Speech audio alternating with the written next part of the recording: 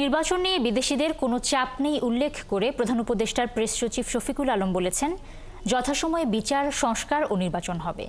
তার মতে অন্য যে কোনো সরকারের চেয়ে বর্তমান অন্তর্বর্তী সরকারের ম্যান্ডেট বেশি আছে। আর চট্টগ্রাম বন্দর কাউকে দেয়া হচ্ছে না জানিয়ে প্রেস সচিব বলেন, বিদেশি বিনিয়োগ বাড়িয়ে সরকার দেশকে লাভবান করার চেষ্টা করছে।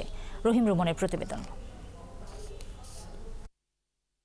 রাজনৈতিক নানা উত্তাপের মধ্যেই শনিবার থেকে দেশের রাজনৈতিক দলগুলোর সাথে বৈঠক করছে অন্তর্বর্তী সরকার। প্রধান রাজনৈতিক দলগুলোর সাথে বৈঠকের পরদিন ক্যাপিটাল মার্কেট জার্নালিস্ট ফোরামের সাথে মতবিনিময় করেন প্রধান উপদেষ্টার প্রেস সচিব। কেসারেন শেকড় থেকে শিখরে। এই মতবিনিময়ে দেশের পুঁজিবাজার, ব্যাংক ও আর্থিক খাত সংস্কারের নানা দিক উঠে আসে। সাংবাদিকদের প্রশ্নের জবাবে দেশকে লাভবান করতে সরকার সব কাজই গুরুত্বের সাথে করছে বলে আশ্বস্ত করলেন প্রধান উপদেষ্টার প্রেস সচিব। তো রিফর্মের মধ্যে তো এগুলো সবই পড়ে।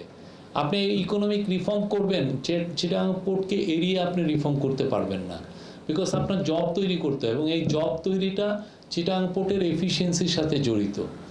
এখন আপনি দেখতেছেন আপনাকে কিভাবে জড়িত, আপনি এটা পুরো পৃথিবীতে এটা হয়েছে। এমন কোনো দেশ নাই যারাই ইকোনমিক্যালি প্রসপার করছে যার একটা দুইটা বা 10-15টা পোর্ট বিদেশিরা এসে ম্যানেজ করে না, সেটা একটা উন্নত দেশই হোক আর একটা ডেভেলপিং দেশই হোক না কেন। তিনি জানান, দেশকে বিশ্ববাজারে একটি ম্যানুফ্যাকচারিং হাবে পরিণত করতে হলে শক্তিশালী একটি সমুদ্র বন্দর দরকার। চট্টগ্রাম বন্দর কাউকে দিয়ে দেয়া হচ্ছে না, বরং বন্দরের ব্যবস্থাপনাকে বিশ্বমানের করতেই সরকার কাজ করছে বলেও জানান তিনি। হাসিনার শেষ আমলের দিকে দেখবেন যে সবাই কিন্তু ডলারের একটা ক্রাইসিস ছিল, সেই ক্রাইসিসটা আমরা বলতে পারি এখন আর নেই।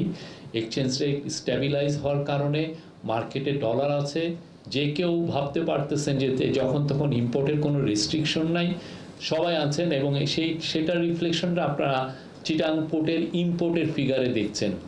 যথেষ্ট গ্রোথ হচ্ছে। এমন একটা প্ল্যাটফর্ম তৈরি করা যেখানে আমাদের বাংলাদেশের ইকোনমি টেক অফ করে। ইকোনমির গ্রোথ যদি টেক অফ করে তাহলে যেটা হবে যে এটার ইম্প্যাক্ট অটোমেটিক্যালি আপনার শেয়ার মার্কেটে পড়বে। প্রেস সচিব জানান, রাজস্ব বাড়াতেই এনবিআরকে 2 ভাগ করা ছিল অন্তর্বর্তী সরকারের অগ্রাধিকার। ইন্টারিম গভর্নমেন্টের কাজের মধ্যে ইকোনমিক রিফর্মটা একটা বড় একটা পার্ট। রহিম রুমন, 71, ঢাকা।